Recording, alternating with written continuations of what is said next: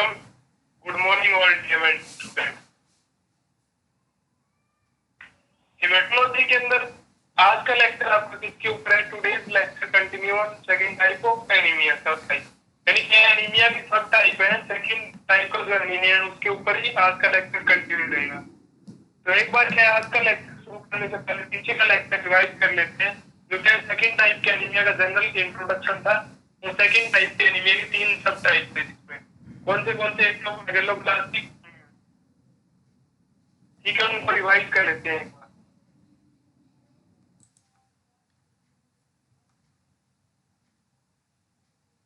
पहले इससे पहले वाले लेक्चर में आपने देखा था कि एनीमिया फर्स्ट टाइप था, जिसके अंदर क्या था कि एनीमिया का फॉर्मेशन स्लो हो रहा था, यानी फॉर्मेशन के ऊपर इफेक्ट आ रहे थे आरबीसी के।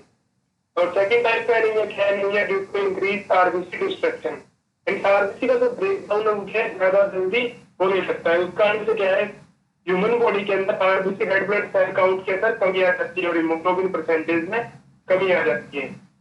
देखिए, it also known as haemolytic anaemia, RBC का डिस्ट्रक्शन जो इंक्रीज होता है उसको क्या बोलते हैं? हेमोलाइटिक एनीमिया बोलते हैं।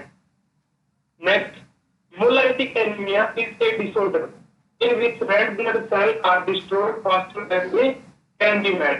यानी हेमोलाइटिक एनीमिया एक डिसऑर्डर है, बीमारी है, इन विच यानी जिसमें red blood cell are destroyed faster than they can made, जिसमें क्या रेड ब्लड सेल बनती है उसके कंपैरिजन में ज्यादा जल्दी क्या है डिस्ट्रॉय होती है, डैमेज होती है। The destruction of red blood cell is hemolysis। ये जो रेड ब्लड सेल का फूटना है यानी डिस्ट्रक्शन है, इनके अंदर इसको क्या बोलते हैं? अपन हेमोलाइसिस बोलते हैं। Next, if you have a lower than normal amount of red blood cell, यानी आपकी बॉडी के अंदर क्या है, रेड ब्लड सेल का जो अमाउंट है यानी काउंट है वो नॉर्मल लेवल के कंपैरिजन में क्या है, लोअर है, कम है, you have anemia, तो आपकी क्या है, एनीमिया की डिजीज है। When you have anemia, your body cannot bring enough oxygen। और जब आपके एनीमिया डिजीज है तो क्या आपकी बॉडी क्या है, जितने अमाउंट में ऑक्सीजन की रिक्वायरमेंट होती है ह्यूमन बॉडी को, उतने ऑक्सीजन को सप्लाई नहीं कर पाती किस टिश्यूज और ऑर्गन तक।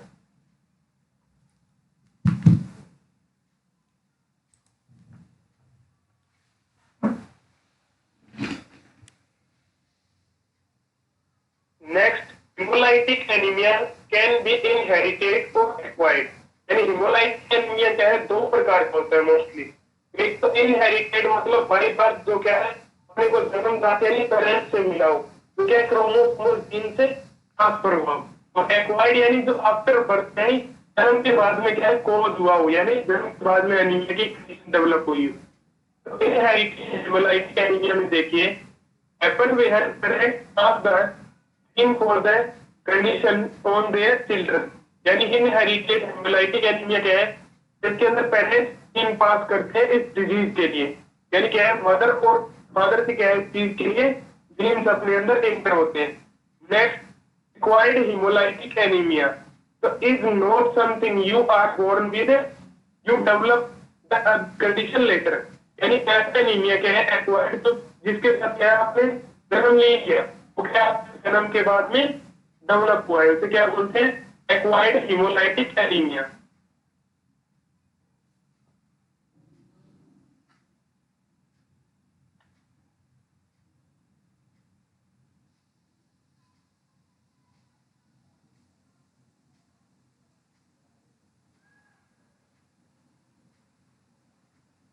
सिकल सेल एनीमिया में क्या है, सब टाइप में सॉरी सेकंड टाइप एनीमिया जो है यानी हेमोलाइटिक एनीमिया, उसका सब टाइप क्या है, सिकल सेल एनीमिया। यानी क्या है, इसमें आरबीसी की शेप कैसी हो सकती है, हाफ मून शेप, यानी आधे चंद्रमा के आकार की, जिसको क्या बोलते हैं, सिकल या कैसेसियल शेप बोलते हैं। तो सिकल सेल एनीमिया में देखिए, an inherited blood disorder where red blood become sickle creation, यानी एन इनहेरिटेड ब्लड डिसऑर्डर, यानी एक अनुवांशिक ब्लड डिसऑर्डर बीमारी है जो क्या पेरेंट्स से स्प्रेड होती है। Where red blood cell become sickle या क्रिएशन सेल, यानी जिसमें क्या है जो आपकी आरबीसी है वो कैसी सेट की हो जाती है, सिकल और क्रिएशन सेट की हो जाती है। Next, it results in an abnormality in the oxygen carrying protein haemoglobin found in red blood cell. और सिकल सेल एनीमिया का रिजल्ट क्या होता है कि एब्नॉर्मलिटी हो जाती है किसमें, in the oxygen carrying capacity protein में, जो ऑक्सीजन को कैरी करने वाली प्रोटीन आरबीसी हीमोग्लोबिन, उसके अंदर क्या हो जाती है, एब्नॉर्मलिटी हो जाती है और उसकी सेल चेंज हो जाती है। और उसी कंडीशन में क्या होता है, सिकल सेल एनीमिया, जो किसमें पाई जाती है, haemoglobin red blood cell. Next, RBC contain abnormal hemoglobin turn in HbF that lead to sickle cell। RBC क्या है, सिकल सेल एनीमिया डिजीज में क्या है, एबनॉर्मल हीमोग्लोबिन कंटेन कर लेता है, रखता है, जो क्या होता है, HbF। नॉर्मल कंडीशन में क्या होता है, हीमोग्लोबिन पाया जाता है, HbA पाया जाता है, जिसके अंदर 2 अल्फा और 2 बीटा चेन होती है। और HbF के कारण क्या है, आरबीसी की शेप चेंज हो जाती है, जो कैसी हो जाती है, सिकल शेप की हो जाती है।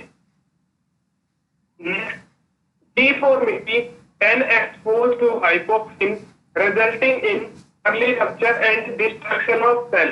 यानी क्या है कि सिकल सेल की डिफॉर्मिटी की शेप चेंज होगी, और शेप चेंज होने के कारण क्या होगा, जैसे ही हाइपोक्सिन के कांटेक्ट में आएगी उसकी रिजल्टिंग क्या होगी, अर्ली रप्चर हो जाएगी या डिस्ट्रक्ट हो जाएगी उसकी सेल की शेप एंड स्ट्रक्चर।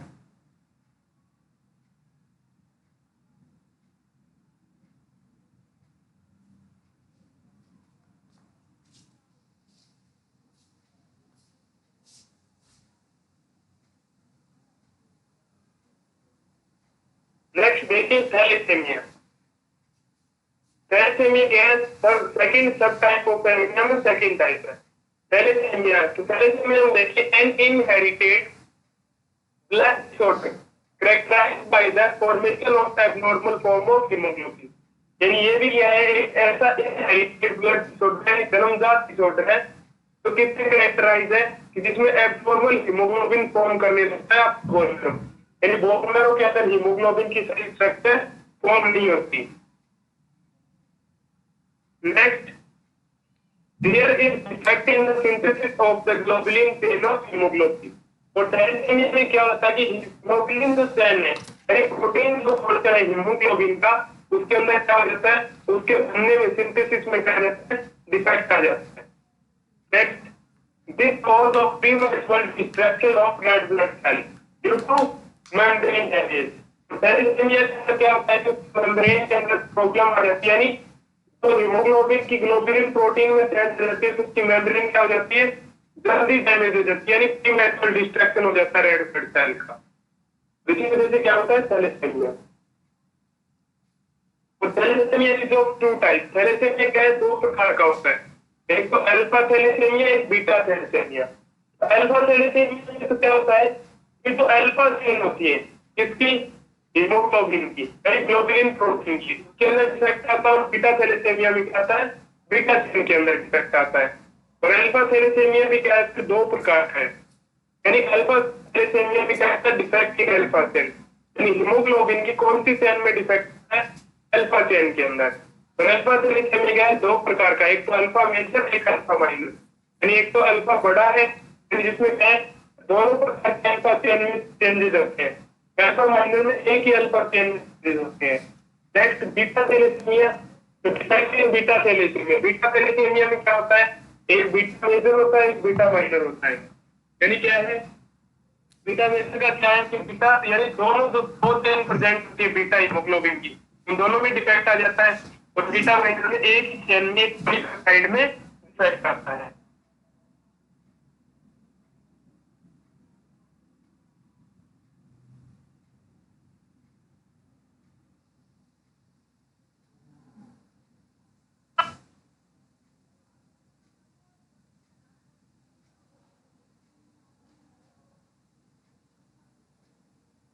नेक्स्ट देखिए हेरिडिटरी पैरासाइटोसिस। तो हेरिडिटरी पैरासाइटोसिस एक सब टाइप है किसका, एनीमिया का। तो इसको देखिए कि hereditary parasitosis is an abnormality of red blood cell और एरिथ्रोसाइट। यानी हेरिडिटरी पैरासाइटोसिस एक एब्नॉर्मलिटी है इसकी रेड ब्लड सेल की। The disorder is caused by mutation in gene relating to membrane protein that allows erythrocyte to change it। और ये क्या होता है कि एक ऐसा डिसऑर्डर है जिसके कारण कोज होता है कि आपके जीन्स के अंदर म्यूटेशन हो जाता है, परिवर्तन हो जाता है, रिलेटेड है जो मेम्ब्रेन प्रोटीन से रिलेटेड है, यानी जो रेड ब्लड सेल की मेम्ब्रेन को फॉर्म करती है, और इस वजह से क्या शेप हो जाती है, चेंज हो जाती है मेम्ब्रेन की, रेड ब्लड सेल की। In this condition are excessively permeable of sodium ion, और इस कंडीशन में क्या होगा, जैसे जीन में म्यूटेशन होगा, अब इसकी जो सेल मेम्ब्रेन आफ्टर मेम्ब्रेन वो क्या हो जाएगी, एक्सेसिवली परमिएबल हो जाएगी, इसके लिए यह सोडियम आयन के लिए, यानी वो क्या हो जाएगी, पतली हो जाएगी बिल्कुल। ये एंजाइम बाइकोर that are caused by haemolysis, और क्या है वो होगी बाइकोर की शेप में होगी, फिर क्या है जल्द हेमोलाइसिस की डिस्ट्रक्शन क्या होगा, जल्दी होगा, क्योंकि इसकी शेप मेम्ब्रेन है वो क्या है, पहले के कंपैरिजन में इतनी मजबूत नहीं है, क्योंकि जीन के अंदर क्या हो गया, म्यूटेशन हो गया।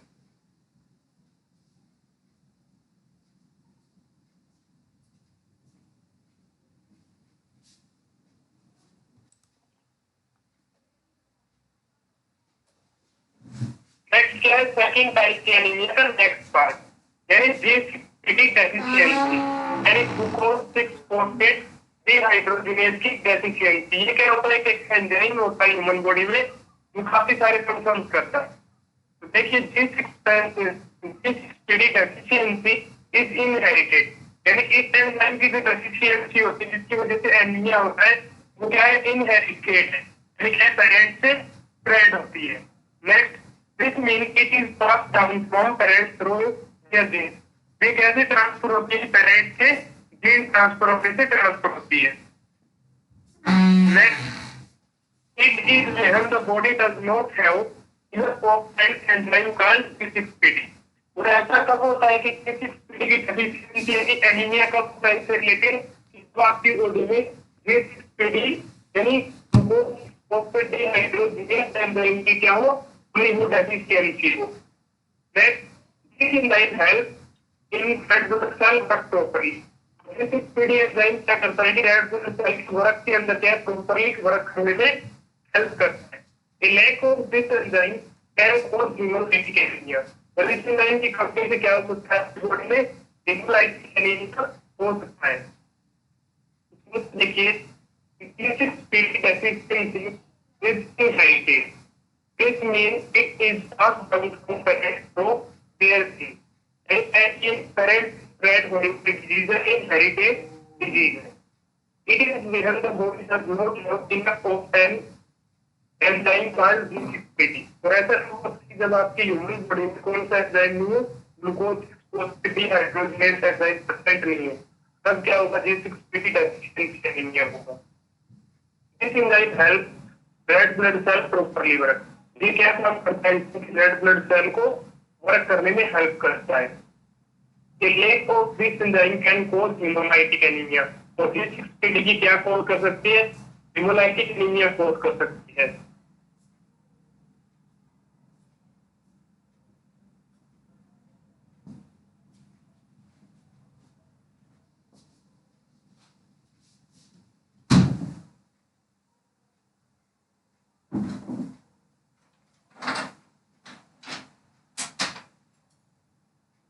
Next, the deficiency of this enzyme is caused damage RBC membrane।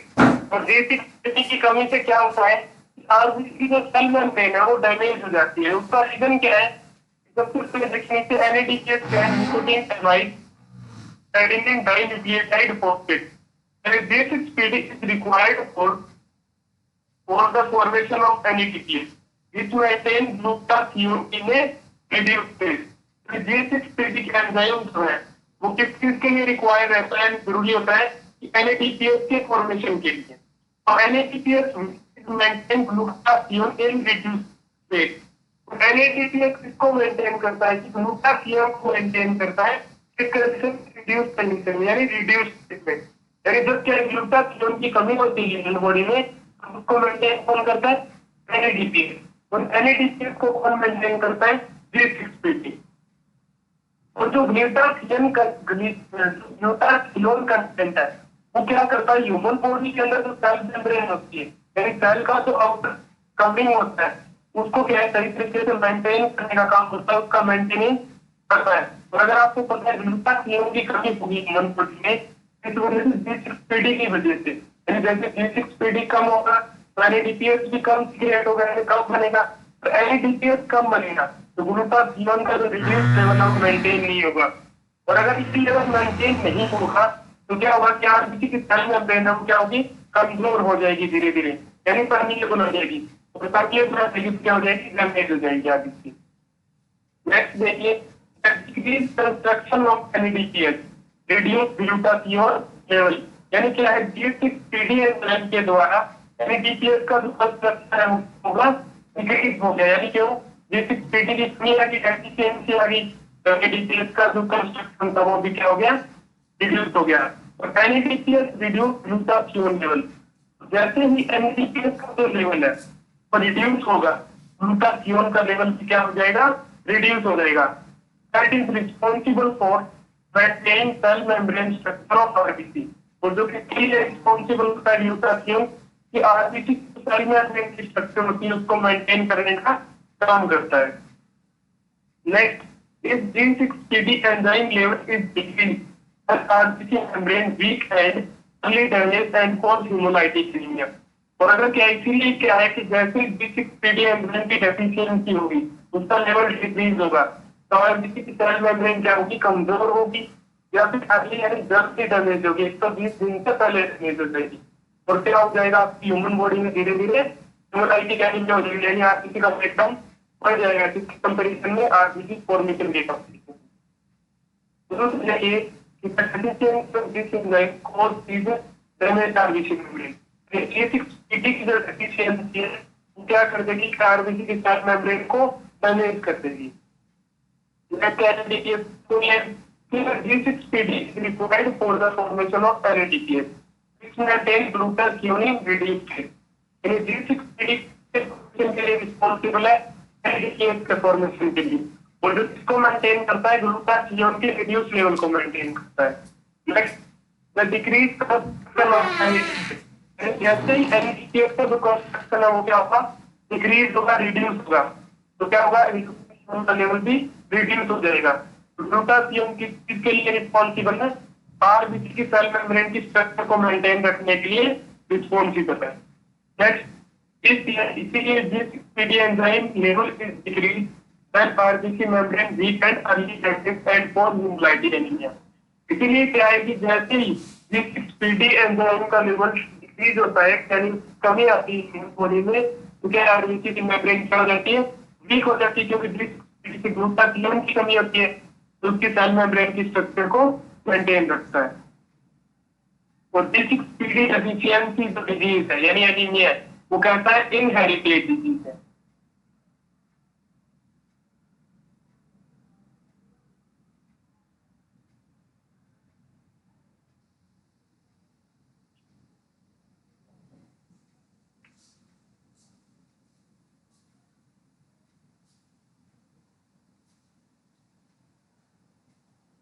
Next है एलआर3, है आपकी ब्रेन की जो साइज है वो क्या होगी, बढ़ गई, इसके कारण डिस्ट्रक्शन के कारण, यानी जो आरबीसी का ब्रेकडाउन हो किसमें होगा, स्प्लीन में होगा। अगर वो नॉर्मल कंडीशन से ज्यादा होगा तो उसकी सेल कैंसिल हो जाएगी, बड़ी हो जाएगी।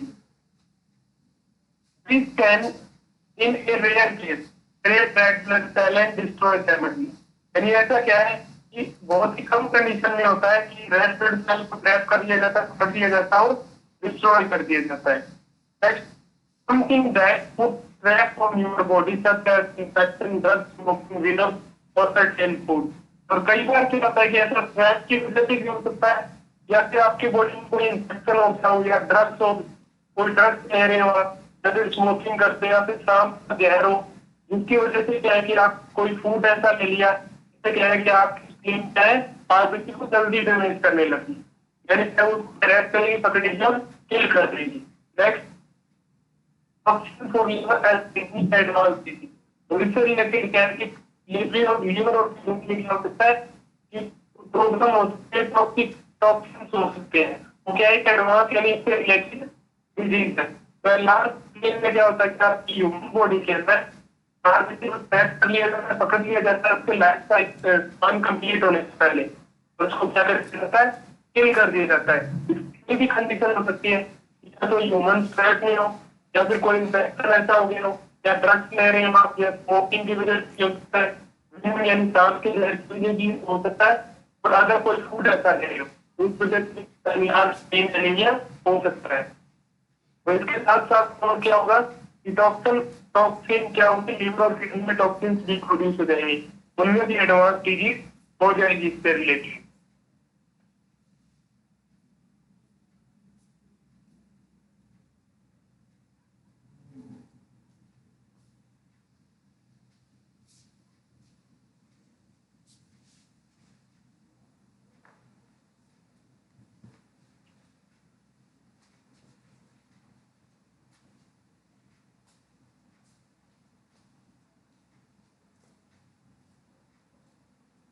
नेक्स्ट देखिए anaemia due to blood loss, यानी क्या है कि आपका ब्लड लॉस हो गया, यानी ब्लड बाहर निकल गया ह्यूमन बॉडी से। ये क्या है थर्ड टाइप का एनीमिया। यानी फर्स्ट टाइप का एनीमिया क्या था, आपके फॉर्मेशन में कमी आ गई, यानी आरबीसी की रेड ब्लड सेल बन कम रही है बोन मैरो में। सेकेंड टाइप का एनीमिया था आरबीसी का ब्रेकडाउन ज्यादा हो रहा है। दोनों के सब टाइप और दोनों के टाइप क्या हो गए, कंप्लीट हो गए। थर्ड टाइप का एनीमिया क्या है, anaemia due to blood loss, यानी आपका ब्लड क्या है लॉस हो गया, ब्लड क्या है ह्यूमन बॉडी से बाहर निकल गया। तो ये भी क्या है दो प्रकार होता है। सबसे पहला क्या है क्रोनिक ब्लड लॉस। तो इसमें देखिए prolonged moderate blood loss can cause this type of anaemia. यानी क्या है कि आपका ब्लड लॉस क्या है, ब्लड धीरे धीरे ब्लीडिंग हो रही है, यानी प्रोलॉन्ग मॉडरेट, यानी क्या है जैसे बीपीआई या फिर अगर किसी क्रैक के अंदर धीरे धीरे तो ब्लीड हो रहा है किसी इन्फेक्शन के कारण या अदर कंडीशन के कारण, तो उसको क्या बोलते हैं chronic blood loss anaemia. Next bleeding stomach ulcer of BPI, यह क्या है स्टमक के अंदर हो गई, यानी गैस्ट्रिक इंटेस्टाइनल ट्रैक्ट के अंदर, और वहां से क्या हुई ब्लीडिंग होगी शुरू हो गई स्टूल के अंदर, उसकी वजह से क्या हो सकता है क्रोनिक ब्लड लॉस हो सकता है। ब्लीडिंग या bleeding in the bleeding in the urinary tract or in a female patient bleeding from the uterus can be a source of microcytic anemia or blood loss or microcytic anemia। यानी या तो urinary tract में female patient के अंदर क्या है uterus के अंदर भी ब्लीडिंग होने लगती है, ये भी है माइक्रोसाइटिक एनीमिया के सोर्स है, यानी क्रोनिक ब्लड लॉस के सोर्स है। Next in early stages in laboratory test can be minimal. और क्या होता है कि क्रोनिक ब्लड लॉस एनीमिया में क्या होता है कि जैसे ही आप लैब के अंदर इन्वेस्टिगेशन करवाओगे उसके अंदर ज्यादा पता नहीं लगता, ज्यादा इंटरफेयर होती है, धीरे धीरे क्या है वो डायग्नोज होती है। कैंसर फास्ट प्रोवाइड इनकी वजह से भी क्या हो सकता है आपको क्रोनिक ब्लड लॉस हो सकता है। कैंसर की डिजीज यानी ब्लड सेल कैंसर हो गया या फिर कोई चोट लगी हुई है पहले, यानी कोई एक्सीडेंटल केस है पहले, उसकी वजह से क्या हो सकता है क्रोनिक ब्लड लॉस हो सकता है। तो शुरू में देखिए कि क्रोनिक ब्लड लॉस है तो prolong moderate blood loss can cause this type of anaemia. यानी तो इसके अंदर आपकी ह्यूमन बॉडी के अंदर क्या प्रकार का एनीमिया कॉज कर सकती है। तो क्या है ब्लीडिंग स्टोमक जीआईटी, आपके क्या स्टोमक के अंदर अल्सर हो गई, उसकी वजह से स्टूल के अंदर ब्लड पास होने लग गया, तो वो भी क्या कॉज कर सकता है chronic blood loss anaemia cause कर सकता है। या फिर bleeding in the urinary tract और in female patient bleed from the uterus can be the source of microcytic anaemia. या क्या है आपके यूरिनरी ट्रैक्ट में ब्लीडिंग होना शुरू होगी या फिर फीमेल पेशेंट में यूटरस से ब्लीडिंग होना शुरू होगी, ये दोनों भी क्या है कि क्रोनिक ब्लड लॉस एनीमिया के सोर्स है, यानी स्रोत है। और इस प्रकार के एनीमिया को क्या अपन जल्दी डायग्नोज नहीं कर सकते, इसमें क्या धीरे धीरे चेंजेस होते हैं किसमें क्रोनिक ब्लड लॉस में। और कैंसर या फिर फास्ट ट्रोमा या फिर शुगर की वजह से क्या क्रोनिक ब्लड लॉस एनीमिया हो सकता है। नेक्स्ट है आपका क्या एक्यूट ब्लड लॉस, यानी अचानक से होने वाला blood loss. Haemorrhage occur due to accidental death in this condition RBC normocytic, यानी क्या है आपका एक्सीडेंट के टाइम पे अचानक से क्या है ज्यादा ब्लीडिंग होगी, इस कंडीशन को क्या बोलते हैं हीमोरेज। और इस कंडीशन में क्या होता है आपकी आरबीसी क्या होती है नॉर्मोसाइटिक, यानी नॉर्मल फेज में। Next haemorrhage at a rapid pace या rapid pace cause more severe symptom than a slower bleed. Haemorrhage का एक रैपिड यानी तेजी से होने वाला होने वाला एनीमिया, और ये क्या है स्लोअर ब्लीड यानी क्रोनिक एनीमिया के कंपैरिजन में ज्यादा सीवियर है, यानी ज्यादा घातक है। Sudden loss of 1/3 of the blood volume में भी फैटल। और अचानक से क्या एक्सीडेंट की कंडीशन में आपके बॉडी के टोटल वॉल्यूम ऑफ ब्लड के 3% यानी 35% क्या है बाहर निकल गया ब्लड का, ये 1/3 पार्ट। 75% क्या है ब्लड बाहर निकल गई ह्यूमन बॉडी, तो आपकी क्या हो सकती है अचानक डेथ हो सकती है। ये क्या है कि ब्लड है ज्यादा सीवियर है। नेक्स्ट लेक्चर आपका इसके ऊपर ब्लड ग्रुपिंग के ऊपर। Thanks to all.